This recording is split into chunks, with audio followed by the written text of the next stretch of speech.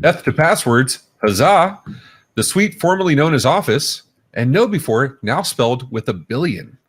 These stories and much more on today's episode of MSP Dispatch.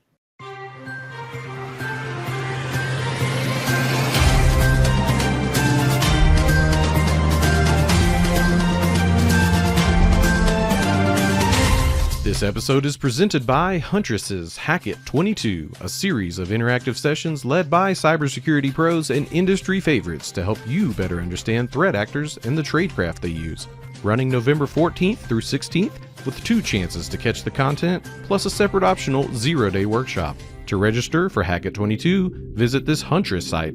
Additionally, for a chance to win one of 5 free 0-day sessions, register at go.oit.co/hackit22. Good morning and welcome to the October 18th episode of MSP Dispatch, your source for news, community events, and commentary in the MSP channel. I'm Orsini, joined as always by my co-host, Mr. Tony Francisco. How you doing, Tony? I am doing great and started off laughing. If you have not seen the bloopers at the end, please watch the bloopers. I was just talking about how smooth these were going. We were doing so well. So good. And it's not like I'm reading from a teleprompter. It's like, come on. Well, if you love that, you're going to love this. You've seen SpaceX, you've seen satellite. I mean, you're in Florida.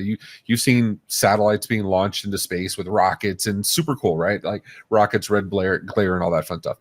But I saw a video the other day. Simon, roll the video, man. They found a new way to do this where they're going to be yeeting. I don't know a better way to say this. Yeeting satellites into space instead of using rockets to do this, which takes money and takes resources and bad for the environment and all that fun stuff. They're using this circular. I mean, this thing is massive. It's basically the circular thing that keeps spinning and spinning and spinning, and then catapults the satellites directly into space. Sometime in this video, we're going to get to it. Simon, can you get to that part? This is like the history of everything. There we go. That's the NASA yeeter. That's not the official name. That's what I'm calling it. It is massive, and because it's NASA, because that's what they do, and it just spins and yeet, right into space. How cool is that, dude? I like the yeet. is that where the name, the genesis of the name came from? It's a I mean, listen, I have a 9-year-old boy. We play a lot of Fortnite. I learn a lot of words that I really wish I didn't know. But honestly, yeet is one of those fun ones, man. What do you say we yeet into the news? Let's do it.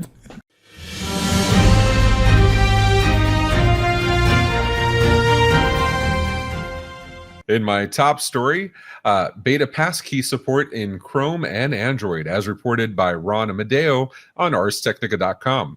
Computer passwords might soon become a thing of the past because Passkey is the new password replacement standard. Passkeys are securely backed up and synced to the cloud to prevent lockouts even if the device they were generated on is lost. And Google is introducing the Passkey beta to its Chrome web browser and the Android operating system, suck it iOS, to simplify sign-ins across apps, websites, and devices. The good thing about the passkey is we no longer need to tell a password manager to generate, store, and recall a secret, because this will happen automatically and the secrets will be more secure with the passkey.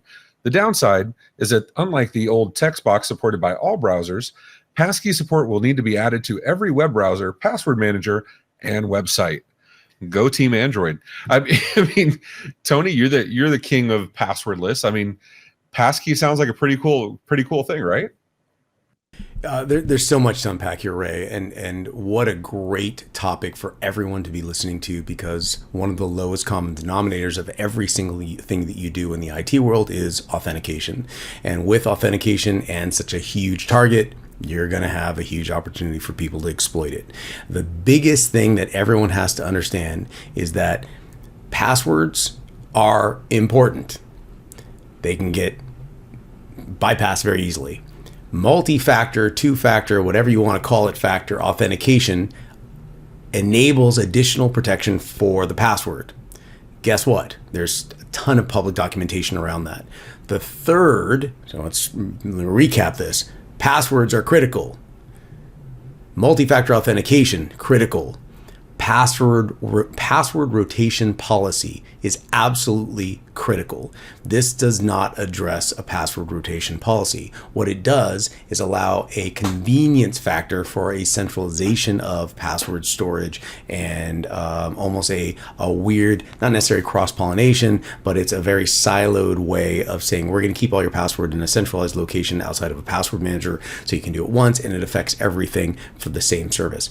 It does not impact the password rotation component, which means in a very, very clear way, since everyone listening to this, and I mean every single person listening to this, is using the same password for long periods of time in multiple locations, it does not address that, hence the password rotation policy. So the passkey does help in a lot of ways address a convenience factor, but it does not address what I consider to be the most important critical factor, which is the password rotation. So I can go on and on and on about this. I'm religious about it, and make no mistake, my hypocrisy is boundless. I do just like everyone else. I am also listening to this podcast that right now as we speak, and I go through regularly to whittle away at all the passwords that are used for long periods of time in multiple locations because I don't want to be that person, but we're all that person right now. So Ray, tell me your thoughts on this one.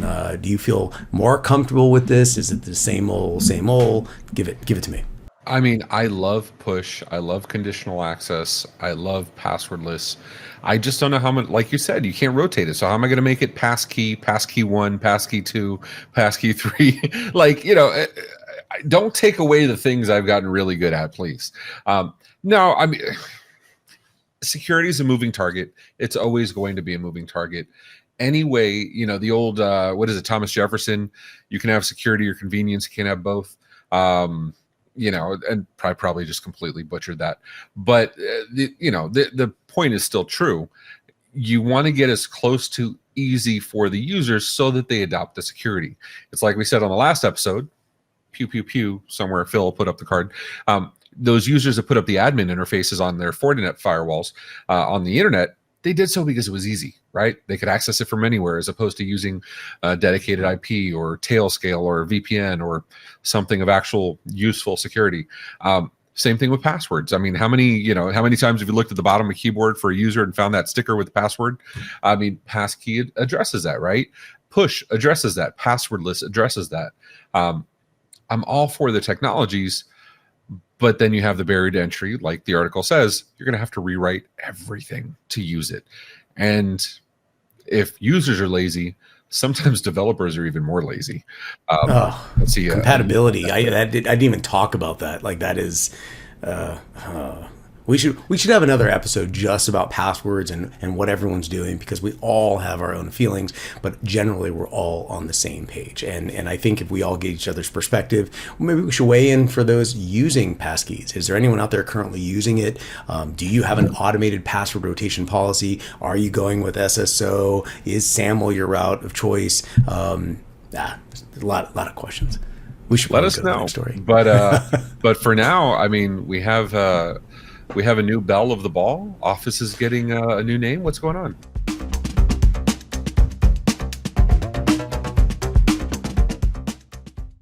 We do. I'm going to go to the next story. Ready? Yeet. Did you see that? Yeet. It just zipped right over. And in Ars Technica on .com, 32 years in, Microsoft has decided, let's just rebrand Microsoft Office. Microsoft Office was first released in 1990, and aside from Windows, it's probably the Microsoft product that the general public has the most experience with. Individual apps like Word, Excel, PowerPoint, and Outlook will all continue to exist, but starting now, the Office brand name that all these apps have been grouped together under will begin to go away and be replaced by Microsoft 365.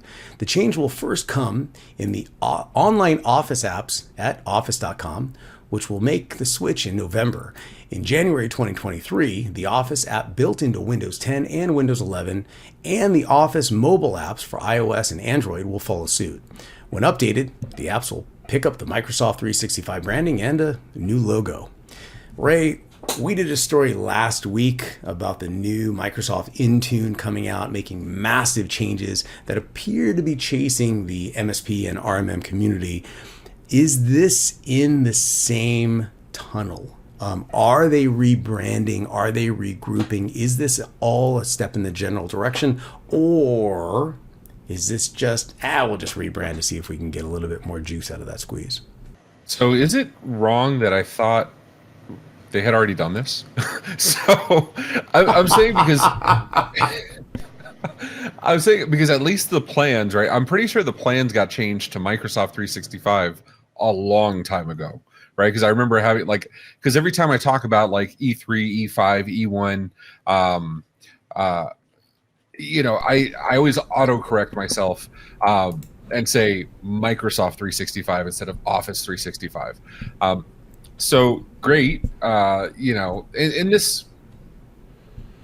Yay! I mean, it doesn't make me want to yeet. It doesn't,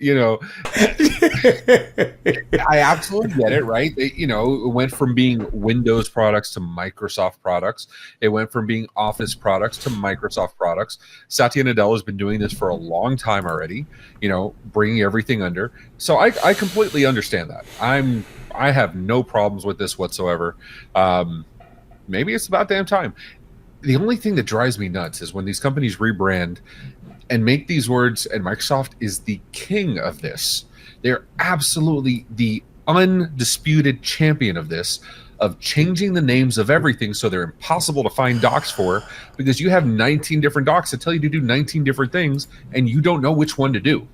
And if you want a little practice in driving yourself nuts, go look at the cards that show up in Microsoft Teams and how you can generate those programmatically. There's 6 different ways. 3 of them are no longer supported, but they're still docs. I mean, it is ridiculous. Tony, is this going to help users understand more? Or is this going to confuse users more? I don't have Office. I have Microsoft. I mean, how many times have you had a user say, my Adobe's not working? Adobe what? Adobe. What is, in the words of... oh my gosh, Ted, the soccer coach, the football. What? No, I'm sorry. My wife loves those like murder mysteries. I can't believe it. I'm not remembering the name. I know what you're talking about from the Apple TV show. Yes. Same guy as Scrubs wrote that too. Yeah, I know what you're talking about. Yeah. He talked about basically. He says, "Hey, listen, you know what the happiest animal is on the planet? The goldfish. Why? It's got a memory of 10 seconds. Sometimes Ted Lasso. There you go. Ted Lasso, yes. Sometimes you just gotta be a goldfish. That's it. And in this case, hey, hi, you're new. What is this? Office 365.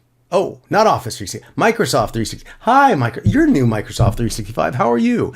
You just got to be a goldfish. I am wondering how they're going to group this all together. I'm interested in their play. Last week's story about Intune was, in my opinion, market shifting. Like, that is a real move, and everyone should be looking at that. Where it actually ends up, I don't know. We've seen this happen before. So I'm really interested in everyone's story, because we've heard, as a Microsoft CSP, we've heard about when Microsoft changed their naming convention. It was catastrophic for us. 50% of our tickets came in. I don't understand that. What am I ordering again? Is it just, do I just replace the name? No, you don't replace the name, because this is now a new product over here, but the new product that replaced that is a new name, but it's just Microsoft 365. And anyway, Ray, let's go on to the next story, man.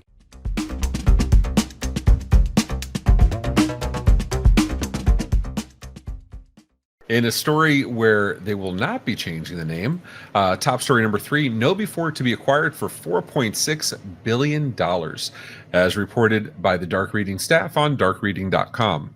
Vista Equity Partners plans to acquire KnowBe4 for $4.6 billion in cash, and stockholders will get a $24.90 per share cash payout when the transaction is completed in early 2023.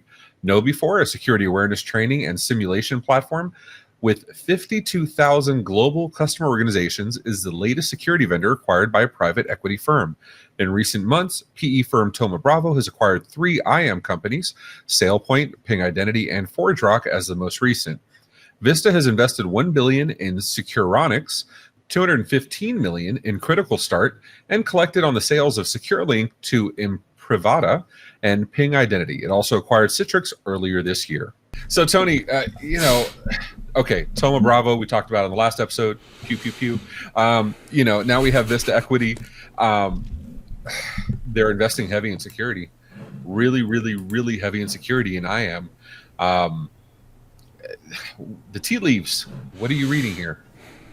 That quote Napoleon said was that history is a fable that is agreed upon. And what's happening is the PE firms out there are creating that fable. They're creating the story and they're influencing markets. And I don't know what is ahead. That's the problem. Traditionally, that other, ironically, a new saying is, another saying is, I know of no way of foretelling the future, but by the past. I don't think we've seen anything like this, other than those and the elders that remember the consolidation or the deconsolidation of Ma Bell and what it turned into. And I think we kind of see that happening, but in these weird microclimates.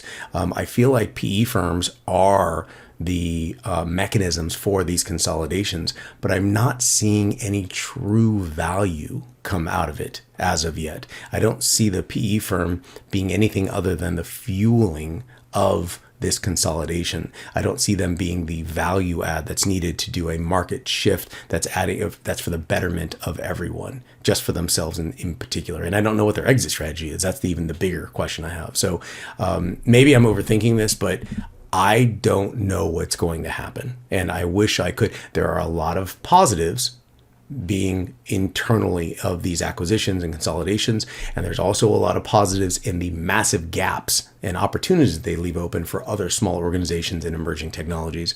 But the negatives, of course, could be catastrophic if this ends up in a way that becomes full circle back to the last week's episode where you're trying to decide, is it a massive dystopian?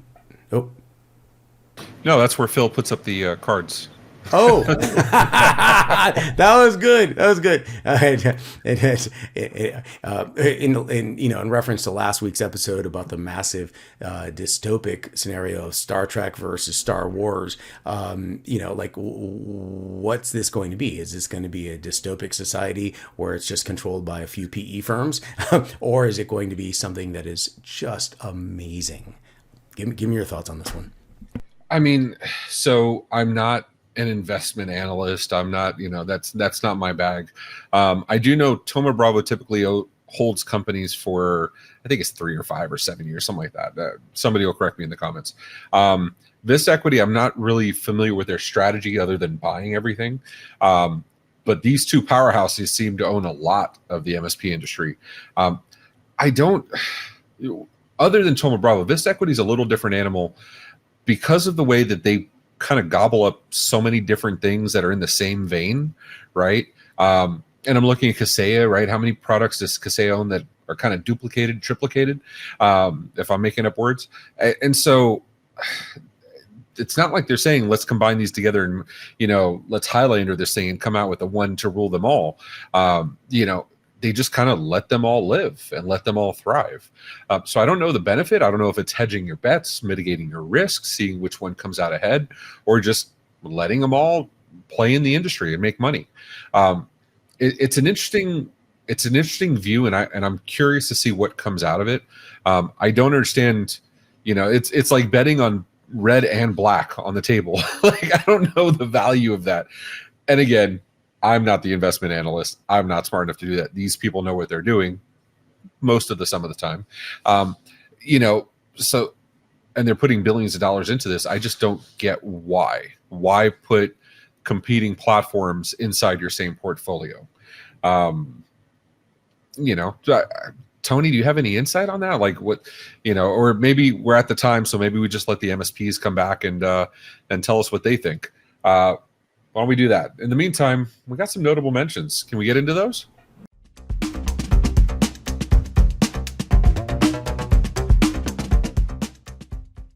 And in our first notable mention in bbc.co.uk, lab-grown brain cells play Pong, the video game. Dr. Brett Kagan of the company Cortical Labs claims to have created the first sentient lab-grown brain in a dish. Other experts describe the work as exciting, but say calling the brain cells sentient is going a little too far. Researchers connected this mini brain, grew from human brain cells, from stem cells, some from mouse embryos, to a video game via electrodes revealing which side the ball was on and how far it was from the paddle. In response, the cells produce electrical activity of their own. They expended less energy as the game continued, but when the ball passed a paddle and the game restarted with the ball at a random point, they expended more recalibrating to a new unpredictable situation.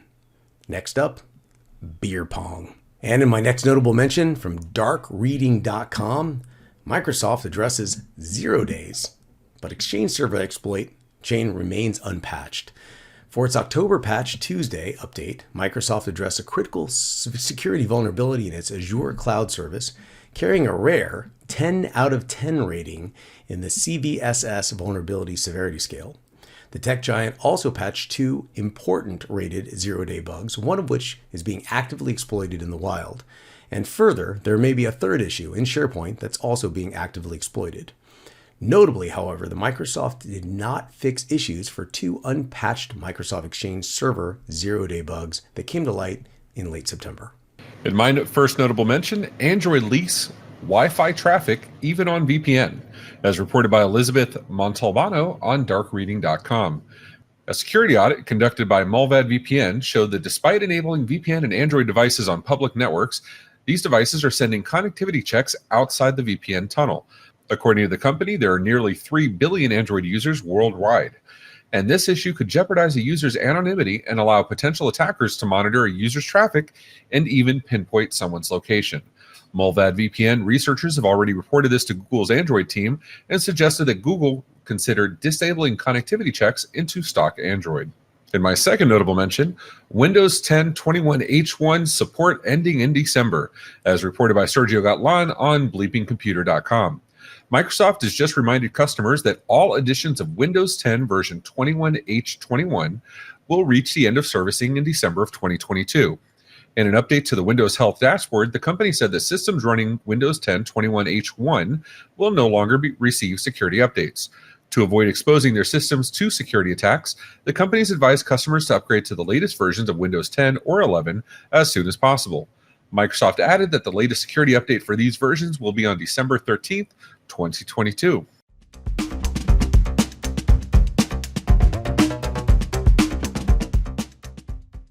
And in our upcoming community events on October 18th and 19th, an in-person event, PAX 8 Security Bootcamp in Denver, Colorado.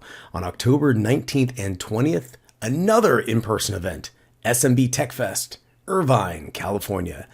In October 19th at 1 p.m. Eastern Standard Time, Partner First, RPA for MSPs, automating your manual and time-consuming processes with Rewst. And finally, on October 21st at 10 a.m. Eastern Standard Time, the MSP Dispatch Weekly Wrap-Up presented by Ray Orsini and Tony Francisco and the MSP Media Network. And don't forget to check out last week's newest episode of 38 at 38 with this guy. This guy, Mr. Tony Francisco and Aaron Bolton, talking about throwing pebbles in a stream and see what happens. Hi, I'm Aaron, and I'm a jobaholic. We all have something in common. We all have a worst job story. Each episode, I'll welcome one guest to share their most insane worst job story. And in return, I'll share one of mine. Join me the first Friday of every month for new episodes of 38 at 38. So how'd you like today's show? If you liked it, hit that thumbs up button. If you didn't, go ahead and hit it twice. And if you want to hear more, go ahead and yeet that subscribe button on YouTube or your favorite podcatcher. Did you know we also have a Discord where we post stories, listen to your suggestions for stories, and you can vote on which ones we'll cover? The link's right in the show notes. And as my friend Rich Banky says, make sure to tell a friend. Also, be sure to follow us on social media at MSP Media TV. Have any questions? Email news@mspmedia.tv for answers on the next episode, or leave a voicemail 833 MSP Network. Tony, we lived, we laughed, we dabbed, we yeeted. I mean, I can't come up with a better episode than what we just had. How are you feeling about today? It was amazing. Normally, I feel like I'm holding my hand over a candle when we talk about security and the bad things that happen. And today was it just flowed nicely. Like it wasn't massive craziness of people, hey, I forgot my password, so we brought down the entire organization and destroyed the industry. Today was just about just general education. And I like that. It was always great being around you, of course. And I feel the exact same way about you, my friend. And I think the only way I could possibly close out this winner of an episode is by going, she. Twee.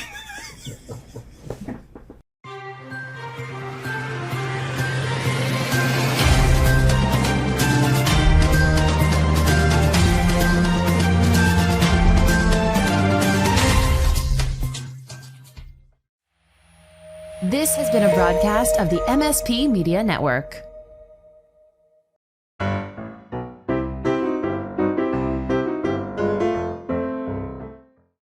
Cool.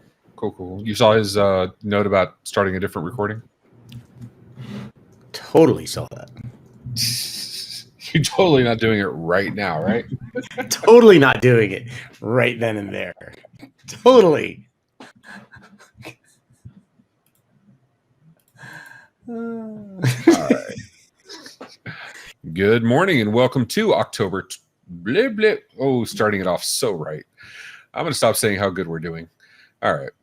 Passkeys are securely backed up and synced to the cloud to prevent lockouts if the device was bleh. Okay. Sorry, I'm going to have to back up all the way on that sentence. Two and a blah, blah, blah, words. Tony, you got some notables for us? Oh, shit, that was a main story. My bad. I'm like, I just did this last week, too. I know you did. But you caught me off. I'm like, instant sweat. I was like, I knew I should not have eaten those brownies in high school. I knew it. Dr. Brett Kagan of the Critical started that so good and just flubbed that one. Ready? With the ball at a random point, they expended more, recalibrate. You know what? I may have to redo this story. I tried to consolidate all these notes. I really hosed that one, you guys. Let me do this one again. I'm so sorry. I'll take it from the top. Redoing my own notes here. Okay, ready? And in our first notable mention from bbc.co.uk, lab-grown brain cells. That really can't even say lab-grown brain cells play video game. You know what it is? I think they wrote this in the UK and I don't understand their accent and typing. That was really funny. Here we go. These are sending. Okay.